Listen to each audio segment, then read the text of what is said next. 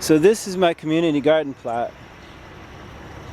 It's a pretty big plot as they go, and this is in a space next to the state laboratory building where they study deadly diseases using animal testing, anthrax on rabbits and things like that, you know.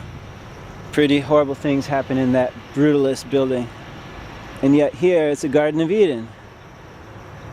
And I actually met my partner through this community garden in the last community work day. So miracles happen here. But I just turned over some ground here. I plowed up the ground and planted some kale. See that? April 11th, kale planting, 2013. And here's some garlic that's grown from last year.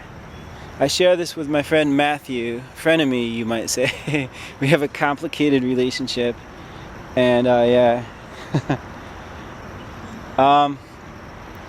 This ground was 500 years ago a Native American garden of the Wampanoag people who used to live here, and I still consider this Wampanoag territory.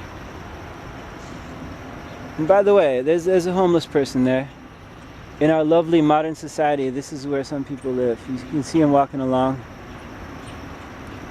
A good number of homeless people live right over there. So this is the kind of contrast of extremes that we have in the modern age.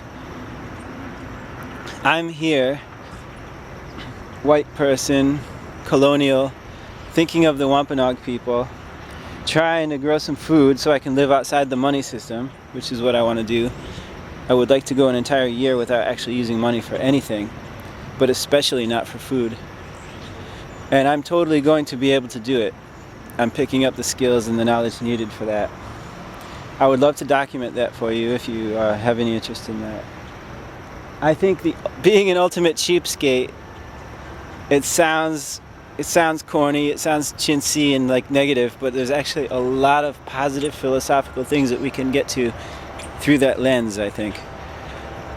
Henry David Thoreau was the ultimate cheapskate. His first chapter, Economy, in Walden, he documented how he spent $28 for that year, basically.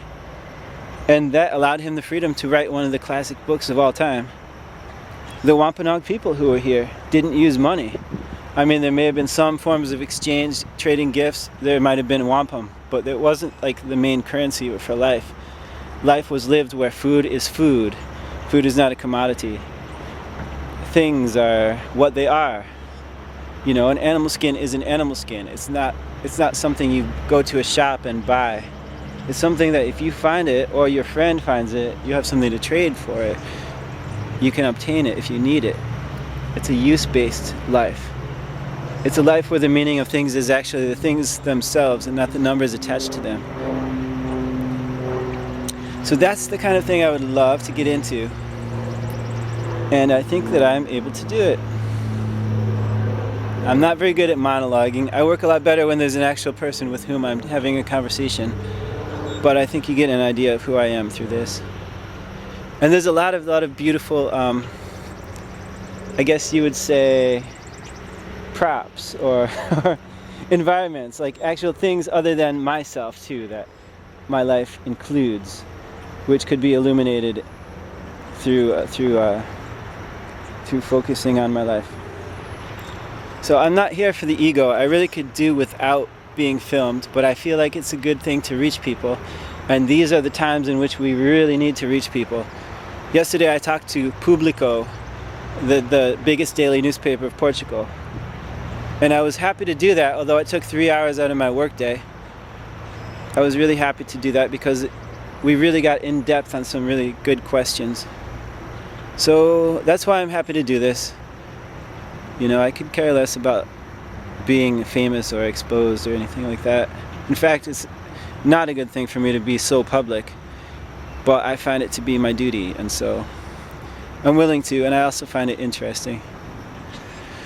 So I guess that's what I'll do for today. I am kind of busy and I have to get to work a little, but life is really intense and beautiful, and I'd love to bring that out to your viewers and maybe get them up off the couch sometimes to plant some kale for themselves.